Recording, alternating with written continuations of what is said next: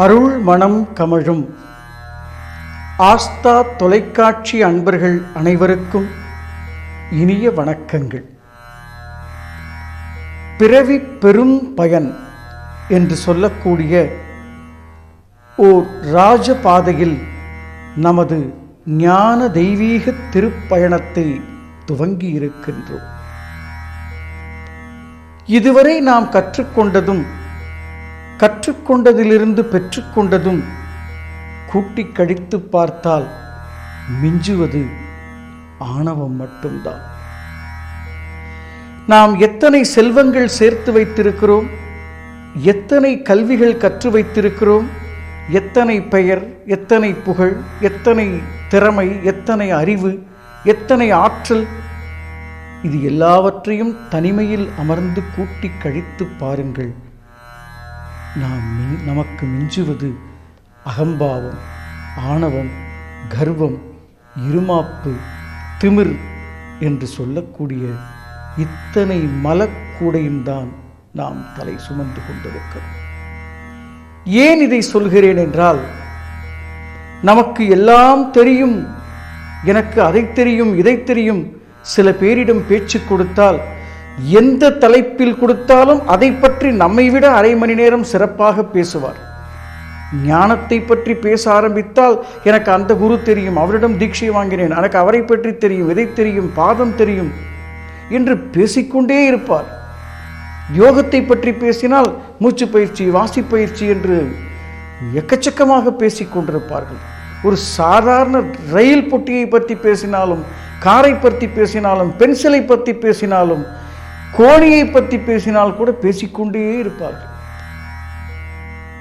ஏனென்றால் உங்களுக்கு நிறைய தெரியும். என்சோக்ளைப் தன்னுடைய மண்டை முழுக்க அறிவு குப்பைகளால் நிரப்பி வைத்திருக்கிறார்கள்.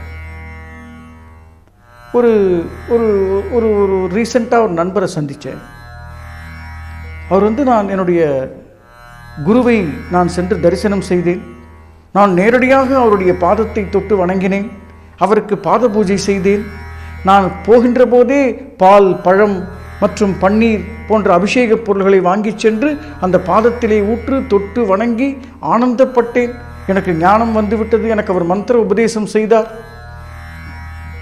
அன்றிலிருந்து எனக்கு நிறைய ஞானங்கள் வந்துவிட்டது என்று சொல்லுகிறார். நான் அவருடைய குரு பக்தியை குறைவாக பேசவில்லை. கண்டிப்பாக குரு பக்தி வேண்டும். ஏனென்றால் குரு பக்தி இருந்தால்தான் நாம் அந்த அடுத்த படிநிலைக்கு ஏற முடியும். நாம் சொல்ல வருவதெல்லாம் குரு பக்தி வேண்டும். குரு என்பது ஒரு படிநிலையாக வைத்துக்கொண்டு அந்த படியின் வழியே பயணப்பட்டு அந்த பிரம்ம பிரகாசமான ஞான வாசலுக்குள், ஞான சமஸ்தானத்திற்குள் நுழைய வேண்டுமே தவிர குருவையே கடவுள் என்று சிக்கிக்கொள்ளக்கூடாது என்பதுதான் ஞானத்தினுடைய அறிவுரை. நிறைய பேருக்கு என்னுடைய சொற்பொழிவு கேட்டவர்கள் குருவை குறைத்து பேசுகிறேன் என்ற எண்ணம் சில பேருக்கு வரும். அப்படி நினைக்காதீர்கள். குருதான் முதல், குருதான் ஆ என்று எழுதி கொடுக்கக்கூடிய அஸ்திவாரம். ஆனால் அந்த குருவினுடைய பாதத்திற்கு சென்று பாலையும் தேனையும் பன்னீரையும் ஊற்றி அபிஷேகம் செய்தேன் என்று சொல்கிறானே, அதையும் நான் அடிக்கடி செய்கிறேன். இங்கே நாம் கவனிக்க வேண்டிய நுட்பம் என்னவென்றால், இது செய்து கொண்டிருப்பவன் ஆணவம் பிடித்தவனா அல்லது அந்த பாத பூஜையை ஏற்றுக்கொண்டிருப்பவன் ஆணவம் பிடித்தவனா? அப்பா, மகனே, இது பாதம் இல்லடா, இது மண்ணிலும் கல்லிலும் கழிவறையிலும் மலத்திலும் நடந்த சேற்றிலும் நடந்த பாதம். அப்பா, இறைவன் உள்ளுக்குள்ளே ஒரு ஞான ஸ்வரூபமாக இருக்கிறானே, அந்த உள்முகமாக இருக்கக்கூடிய உயிர் மைய பொருளுக்குள் இருக்கிறானே, அந்த பாதத்தை நான் உனக்கு காட்டுகிறேன். அந்த பாதத்திற்கு நீ அபிஷேகம் செய்து வணங்கி நீ மேலே செல்ல வேண்டும் என்று அந்த குரு சொல்ல வேண்டாமா? அப்படி சொன்னால்தானே அவன் குரு. அதை விடுத்து அந்த பாத பூஜையை அவன் ஏற்றுக்கொண்டே இருக்கிறான். இவனும் தினசரி பன்னீரை ஊற்றி கழுவிக்கொண்டிருக்கிறான் என்றால் இது எப்படி அப்பா ஞானமாகும்? இது யார் மீது குறை சொல்வது? ஒரு சின்ன விஷயம், நமக்கெல்லாம் தெரிஞ்ச விஷயம்தான். இப்போ பாருங்க, உங்க வீட்டில் ஒரு கிரகப்பிரவேசம் நடக்குது, இல்லை உங்க கோவிலில் ஒரு கும்பாபிஷேகம் நடக்குது, இல்லை உங்களுடைய உங்களுடைய உங்களுடைய வாழ்க்கையில் ஏதோ ஒரு சிறப்பான நிகழ்ச்சி நடக்குது அப்படின்னா நம்ம கோ பூஜைன்னு ஒன்று பண்ணுவோம். ஞானிகள் எல்லா இடத்துலையும் நுட்பத்தை எடுத்து வச்சிருக்காங்க, ரொம்ப ரொம்ப அற்புதமாக எடுத்து வச்சிருக்காங்க. கோ பூஜைன்னு ஒன்று பண்ணுவோம். அது என்னன்றதை நான் உங்களுக்கு சொல்கிறேன். அது மட்டும் இல்லை, நீங்கள் எல்லா ஆலயங்களுக்கு போங்க, ஒரு சக்தியினுடைய ஆலயங்களுக்கு போங்க, இல்லை சிவன் கோயிலுக்கு போங்க, இல்லை எந்த இடத்துக்கு போனாலும் அந்த இடத்துல போனால் ஒரு பாம்பு புத்து இருக்கும். அந்த புத்துக்கு நாக பூஜைன்னு ஒன்று எடுத்து வச்சுருப்பாங்க. இப்போ நம்ம கூர்ந்து கவனிக்கணும். ஒரு 6 அறிவு பெற்ற ஒரு மனிதனை மாட்டுக்கும் பாம்புக்கும் பூஜை செய்வதற்காக ஒரு ஞானிகள் போதிச்சிருப்பாங்க. என்னப்பா அதுக்காக இந்த பிறவி நம்ம கொண்டு வந்திருக்கோம்? அப்போ அதன் மூலம் அவங்க என்னமோ சொல்ல வந்திருக்காங்க, என்னமோ சொல்லிட்டு இருக்காங்க. நமக்கு அது புரியல. பாருங்க, இந்த வார்த்தை பாருங்க, கோ பூஜை. எவ்வளவு ஒரு அழகான தமிழ். இந்த உலகத்தில் இதை விட சிறப்பாக சொல்லவே முடியாது. பசு, நீங்க எந்த பொருள்ல வேணா அதை உள்ள பூந்து பாருங்களேன். பசு என்று எடுத்துக்கணும். கோன்னா நமக்கு பசுன்னு வருது, பசு. சரி, ஓகே, பசுன்னு வச்சுப்போம். சைவ சித்தாந்தத்தில் பசு, பதி, பாசம். பசு என்றால் உயிர், இறைவன். பதி என்றால் ஆத்மாக்கள். அந்த பாசம் இறைவனை, பதி அந்த பசுவை என்ற உயிரை அறுத்து பதி என்கின்ற இறைவனை அடைய வேண்டும். அதான் பதி, பசு, பாசம். பசு உயிர் தத்துவம். அப்ப கோ அப்படின்னா உயிர், அதானே? அப்போ உன் உயிரை நீ பூஜை செய். உங்க வீட்டில் நல்லது நடந்தாலும் கெட்டது நடந்தாலும், கும்பாபிஷேகம் நடந்தாலும், கிரகப்பிரவேசம் நடந்தாலும், உங்க வீட்டுக்குள்ள மாட்டை கூட்டுன்னு வரியடா, உன் உயிரை பூஜை செய்யப்பா. உன் உயிர் இருக்கும் தலத்தை உணர்ந்து, இதுவா கோ பூஜை. இந்த பாருங்க, சிவவாக்கியர் எப்படி திட்டுறாரு பாருங்க. கோவின் பூஜை என்று சொல்லி கொண்டு வந்து மாட்டினை கோவிலில் கட்டி வைத்து கும்பிடும் குலாமரே, ஆவின் பூஜை உண்மையாய் அறிந்துணர்ந்த ஞானிகள் பாவி என்று சொல்லி பாடும் பாடல் கேட்கவில்லையோ. கோவின் பூஜை என்று சொல்லி கொண்டு வந்து மாட்டினை கோவிலில் கட்டி வைத்து கும்பிடும் குலாமரே, ஆவின் பூஜை, ஆனாலும் பசுதான், உயிரின் பூஜை, ஆவின் பூஜை அறிந்து உணர்ந்த ஞானிகள் பாவி என்று சொல்லி பாடும் பாடல் கேட்கவில்லையோ. அடாடாடாட, என்ன தமிழ், என்ன பாடல். இப்போ கோ பூஜைனா மாட்டையும் கண்ணையும் கூட்டிட்டு வர்றது அல்லப்பா. கோ என்றால் உயிர். அதைத்தான் அந்த பிரதோஷ வழிபாட்டிலே நந்தீஸ்வர பூஜையாக உயிர் பூஜையை எடுத்து வைத்தார்கள். கோவின் பூஜை என்று சொல்லி கொண்டு வந்து மாட்டினை கோவிலில் கட்டி வைத்து கும்பிடும் குலாமரே, ஆவின் பூஜை உண்மையாய் அறிந்து உணர்ந்த ஞானிகள் பாவி என்று சொல்லி பாடும் பாடல் கேட்கவில்லையோ. அந்த ஆவின் பூஜையை அறிந்து கொள்ள வேண்டாமா? அந்த கோ பூஜைக்குள்ள மகான்கள் எடுத்து வைத்த சாவி என்ன தெரியுமா? உயிர், அழியாத நித்தியம் என்று சொல்லக்கூடிய ஜீவ பிரம்மம். அதை பிடித்தால் பிறவி பெரும் பயனின் வாசல் அந்த ஞான சமஸ்தானத்திற்கு உன்னை ஏற்றி விடாதா? இது மட்டுமா? இது மட்டுமா ஞானிகள் எடுத்து வைத்திருக்கிறார்கள்? எத்தனை கோவில்கள், எத்தனை ஆலயங்கள், நாம் கட்டி வைத்த ஆலயங்கள் எல்லாம் சென்று பாருங்கள். எத்தனை தீர்த்த யாத்திரைகள், எத்தனை கோவில்கள், எத்தனை ஸ்தல விருட்சங்கள், எல்லா இடங்களிலும் அந்த சாவியை இறைத்து வைத்திருக்கிறார்கள். வானத்து பிரம்மாண்டமாக இருக்கக்கூடிய அந்த வானத்து சிம்மாசனம், அந்த வானத்து சொர்க்க வாசல் திறந்தே இருக்கிறது. எல்லாம் உலகத்தில் எல்லா திசைகளிலும் சாவி இறைக்கப்பட்டிருக்கிறது. எந்த மனிதனாவது, எந்த உயிர் துளியாவது அந்த சாவியை எடுத்து திறக்க மாட்டானா? ஆனால் எல்லோரும் இறந்த கால பதிவுகளையும் எதிர்கால கற்பனைகளையும் சுமந்து சுமந்து சுமந்து சுமந்து பிரார்த்தனை என்ற பெயரில் பக்தியையும் ஞானத்தையும் புரிதல் இல்லாமல் கொண்டு சென்று கொண்டிருக்கிறோம். அந்த புரிதலுக்கான வாசல்தான், அந்த புரிதலுக்கான வித்து தான் பிறவி பெரும் பயன் என்ற மகா சன்னிதானம். அடுத்து நாக பூஜை. ஒரு பாம்பு மாடாவது அடுத்த நிலை சொல்லலாம், இது ஒரு ஊர்வன. இந்த பாம்பை கொண்டு என்ன ஒரு தகவல் சொல்லியிருப்பாங்க? என்னப்பா அவ்வளவு சாதாரணமானவங்களா சித்தர்கள்? ஒரு விநாயகரனுடைய விக்கிரகத்தை பார்த்தா அவருடைய இடுப்புல பாம்பு கட்டியிருக்காரு. முருகனுடைய விக்கிரகத்தை பார்த்தா சேவல் மயிலோட அவருடைய பாதத்துல பாம்பு இருக்கு. பெருமாளை பார்த்தா பாம்பின் படுக்கையிலேயே சயன கோலத்திலேயே பகவான் படுத்துட்டு இருக்கார். சிவனை பார்த்தா அவருடைய கழுத்துல பாம்பு இருக்கு. துர்க்கையினுடைய பாதத்துல பாம்பு இருக்கு, சிம்ம வாகினிக்கு பக்கத்துல. என்னடா இது? என்னப்பா பண்ணி வச்சிருக்காங்க ஞானிகள்? என்ன பண்ணி வச்சிருக்காங்க? பாம்பு புத்துல கொண்டு போய் பால் ஊத்துறதுக்காக நாக வழிபாடு. நீ ஊத்தக்கூடிய பாலும் முட்டையும் அந்த பாம்பிற்கு ஆகாத உணவப்பா. ஞானிகள் ஒரே கல்லில் 2 மாங்காய் அடித்திருக்கிறார்கள். இந்த முட்டையும் பாலையும் பாம்பு புத்துல ஊத்தினோம்னு வச்சுக்கோங்களேன், அந்த முட்டை வாசனைக்கும் அந்த பால் வாசனைக்கும் இன்னொரு பாம்பு அந்த பாம்போட சேராது. இனப்பெருக்கம், அந்த பாம்பு வாசனை அந்த பாலும் முட்டையும் அந்த பாம்புக்கு பிடிக்காது, அந்த இனப்பெருக்கம் செய்யாது. அதனால் இந்த உலகத்திலே பாம்பினுடைய எண்ணிக்கை அதிகரிக்காது. இனப்பெருக்கத்தை குறைப்பதற்காக முட்டையும் பாலையும் எடுத்து வைத்திருக்கிறார். என்ன அற்புதம் பாருங்கள்! நாம் ஊற்றக்கூடிய முட்டையும் பாலையும் அது குடிக்கவில்லை. மகனே, அதை விட்டிருந்தால் ஒரு பிரசவத்தில் 100 குட்டிகளை போடும். நானும் நீங்களும் ஒரு பிரசவத்தில் 1 or 2 தான். ஆனால் 100 குட்டிகளை போடக்கூடிய அந்த பாம்பினுடைய இனப்பெருக்கம் அதிகமானால் உலகம் முழுக்க பாம்பு தானே இருக்கும்.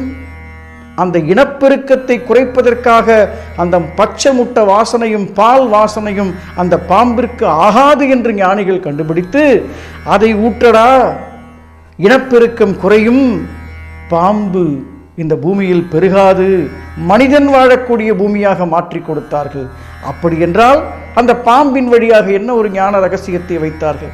அது மட்டுமல்ல, இறைவனுடைய சிருஷ்டியை பார்த்தால் 100 முட்டையிடக்கூடிய அந்த பாம்பு 90 முட்டைகளை தானே உணவாக கர்ப்ப காலத்தில் உண்டுவிடும். என்ன ஒரு கருணையாளன் பாருங்கள்! வள்ளல் பெருமான் சொன்ன மாதிரி அருட்பெரும் ஜோதி, அருட்பெரும் ஜோதி, தனிப்பெரும் கருணை. இந்த மனித உயிர் துளிகள் வாழ்வதற்காக இறைவன் படைத்து வைத்த அற்புதங்களை பாருங்கள். 90 முட்டைகளும் பாம்பாக வந்தால் இந்த பூமி தாங்குமா? ஒரு கோ பூஜையில் உயிரை வழிபட எடுத்து வைத்தது போல நாக பூஜையிலும் ஒரு அற்புதமான வழிபாட்டை எடுத்து வைத்திருக்கிறார்.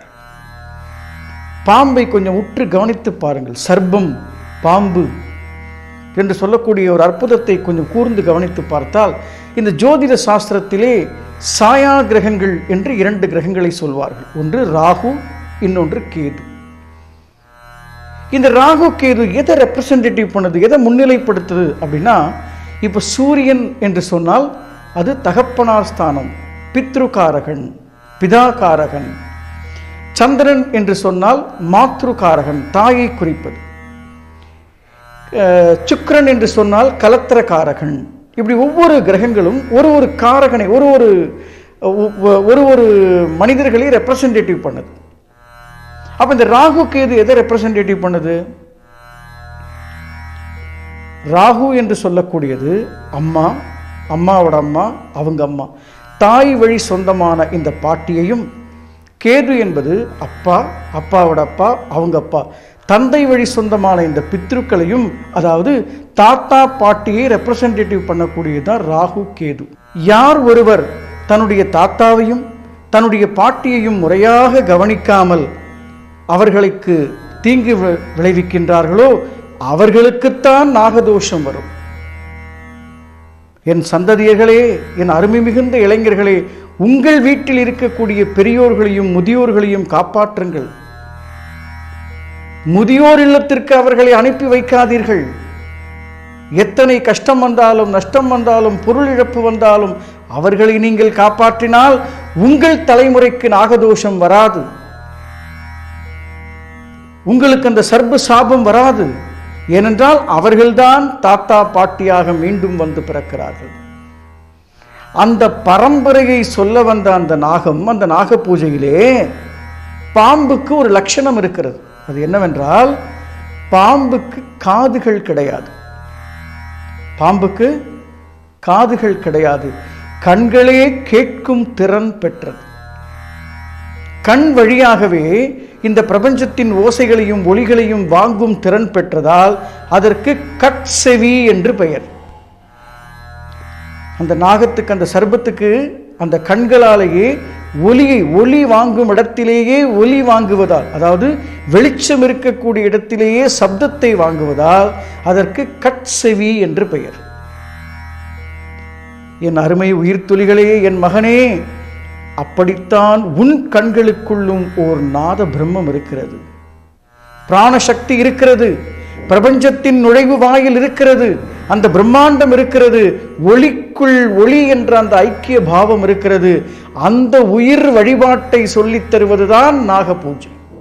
இப்படி ஜோதிட சாஸ்திரத்திலே ஒரு அழகான நுட்பம் இருக்கிறது. நம் தலைமுறையாக விளங்கக்கூடிய இந்த தலைமுறையினுடைய வித்து யாரு? நம்முடைய தாத்தாவும் பாட்டியும். இந்த தாத்தாவும் பாட்டியும் தான் ராகு கேதுவாக வந்து நிற்கிறார்கள். எந்த ஒரு தலைமுறை, எந்த ஒரு மகனோ, எந்த ஒரு பேரனோ தாத்தா பாட்டியை பாதுகாக்கிறார்களோ, போஷிக்கிறார்களோ, அந்த தலைமுறைக்கு நாகதோஷம் வருவதில்லை, சர்பதோஷம் தீண்டுவதில்லை. பாம்பை கொல்றதுனால வரக்கூடியது அல்ல நாகதோஷம். என்னிடம் ஜாதகம் பார்க்க வருபவர்கள் நிறைய பேர் சொல்லக்கூடிய விஷயம், நான் அன்னைக்கு அந்த பாம்பை கொன்னேன், எங்கள் தாத்தா பாம்பை கொன்னாங்க. பாம்பை கொல்வதால் வருவது அல்ல மகனே நாகதோஷம். உன்னுடைய சந்ததிகளாக விளங்கக்கூடிய தாத்தாவையும் பாட்டியாலும் ஏற்படக்கூடிய அந்த பித்ருக்கள் வழி வரக்கூடிய தோஷத்திற்கு பெயர்தான் நாகதோஷம். அந்த நாகதோஷம் தீர வேண்டுமென்றால் நீ எந்த வேலையும் எந்த பரிகாரமும் செய்ய வேண்டாம் அப்பா. உன் தாத்தாவிற்கும் பாட்டிக்கும் நல்லது செய்ய பழகு. உங்களுக்கு அடுத்த கேள்வி வரும், எங்கள் தாத்தா பாட்டி இருந்தால் நான் செய்வேன்யா, இப்போ அவர்கள் காலமாயிட்டாங்களே, என்ன பண்ணுறது? அவர்களை நினைந்து உள் உருகு. அம்மா, என் பாட்டியே, நான் உனக்கு நல்லது செய்ய முடியவில்லையே, எனக்கு நீ மகளாக வந்து பிறப்பாய். தாத்தா, நான் உனக்கு நல்லது செய்ய முடியவில்லையே, எனக்கு நீ மகனாக வந்து பிறப்பாய் என்று அந்த பிரபஞ்சத்திடம் கையேந்து அவர்களுக்கு சேவை செய். உன் தலைமுறை விளங்கும். கண்டவனிடத்தில் சென்று தோஷ நிவர்த்திக்காக பணத்தையும் நேரத்தையும் பொருளையும் விரயமாக்காதே.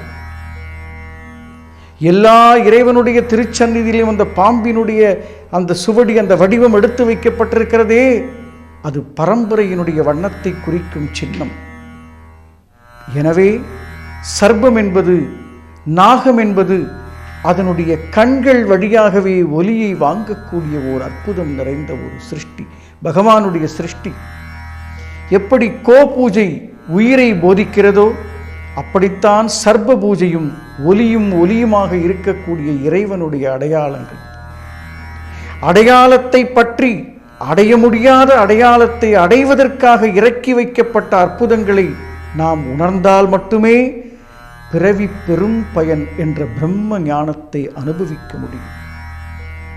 இப்படி படிப்படியாக கடந்து வருகின்ற போது நமது உடல், மனம், உயிர் என்ற பாத்திரம் சுத்தப்பட வேண்டும். இந்த பாத்திரத்தை சுத்தமாக்குவதற்காக ஒரு மகா மந்திரத்தை இப்பொழுது நான் உங்களுக்கு போதிக்கின்றேன். இந்த மகா மந்திரத்தை ஓதி வாருங்கள் என்று சொல்ல மாட்டேன். காரணம், நீங்கள் இதை ஓதி ஓதி 100 முறை, 200 முறை, 1000 முறை, லட்சம் முறை, கோடி முறை ஓதினால் நீங்கள் ஒடுங்கி போய்விடுவீர்கள். இந்த மந்திரத்தை கற்று உணர்ந்து ஒரு காகிதம் எடுத்துக் கொள்ளுங்கள், எழுதி கொள்ளுங்கள். இதை உணர்ந்து கொள்ளுங்கள். ஓங்குவதற்கான சர்க்குரு உங்கள் வாசல் தேடி வருவார். மந்திரங்கள் என்பது ஓதுவதல்ல, உணர்வதற்கானது. உலகத்தில் வந்த எல்லா மந்திரங்களும் உணர்வதற்காக இறக்கி வைக்கப்பட்டதை தவிர ஓதுவதற்காக அல்ல. அது தலைமுறை தலைமுறை தலைமுறையாக யுகம் கடந்து வர வேண்டும் என்பதற்காக ஓதும் பழக்கத்தை எடுத்து வைத்தார்கள். ஓதுவது குற்றம் அல்ல, ஆனால் ஓதிக்கொண்டே இருப்பது குற்றம்.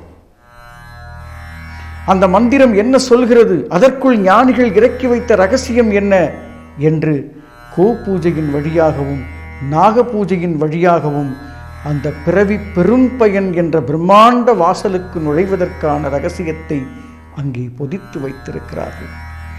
இதெல்லாம் நமக்கு எப்படி தெரியும், எப்பொழுது தெரியும் என்றால், இந்த உடல் மனம் என்ற பாத்திரம் சுத்தமானால் மட்டுமே புரிய ஆரம்பிக்கும். இறந்த கால பதிவுகளும் எதிர்கால கற்பனைகளும் எப்பொழுதும் இறந்த காலத்தையும் எதிர்காலத்தையும் நோக்கியே பிரார்த்தனைகளையும் வழிபாடுகளையும் தேவைகளையும் மனம் முழுக்க சுமைகளையும் சுமந்து கொண்டே இருந்தால் பிறவி முழுக்க நாம் அந்த பிரம்ம வாசலுக்குள் நுழைய முடியாது. அப்பேற்பட்ட அந்த மகா மங்களம் வாய்ந்த ஞானம் பொருந்திய அந்த தெய்வீக திரு எல்லைக்கு அழைத்துச் செல்லும் மந்திரத்தை செவி கொடுத்து கேளுங்கள். ஒளிமையம் போற்றி, ஒளிமையம் போற்றி, ஒளி ஒளி உணர்நிலை உட்கணல் போற்றி, வெளிமையம் போற்றி, விரிவண்டம் போற்றி, துளிதன்னை கடலாக்கும் பெருமையம் போற்றி. ஒளி மையம் போற்றி, ஒலி மையம் போற்றி, ஒளி ஒளி உணர்நிலை உட்கணல் போற்றி, வெளி மையம் போற்றி, விரிவண்டம் போற்றி, துளிதன்னை கடலாக்கும் பெருமையம் போற்றி. இந்த மந்திரத்தை ஆத்ம சுத்தத்தோடு ஓதி ஞான உணர்வை பெற முயற்சி செய்யுங்கள். இந்த மந்திரம் உருபெற்றால் எந்த தோஷமும் சர்வ சகல தோஷங்களும் பாவங்களும் சாபக்கட்டுகளும் அகன்று ஓங்குதலுக்கான உயிர்த்துளியாய் ஒவ்வொரு உயிர்த்துளியும் மாறும். பிறவி பெரும் பயன் என்ற ஞான சமஸ்தானத்தின் வாசலுக்கு நுழைகின்ற அடையாளமும் அங்கீகாரமும் ஆனந்தமும் இந்த உயிர்த்துளிக்கு வாய்க்கும் என்று சொல்லி இந்த மகா மங்களமான இந்த திரு நிகழ்வை மிகுந்த மகிழ்ச்சியோடு நிறைவு செய்கின்றேன். சகலமும் சித்தி பெறும்.